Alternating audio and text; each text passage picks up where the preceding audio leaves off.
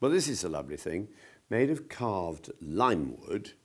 This is from the workshop of a man called Tilman Riemenschneider, who operated in Germany, but his influence was felt in other centres too. This is carved in France. It depicts St. John. What I like about it is, apart from the fancy folding of all the clothes, is really St. John's hairdo. Out of a solid lump of limewood, the sculptor, with his little chisel, has gone and created this curly bouffante look, which is very smart. Once painted, then stripped back, now it just needs an honest wax, and it could be on your wall. The whole thing is actually quite superb.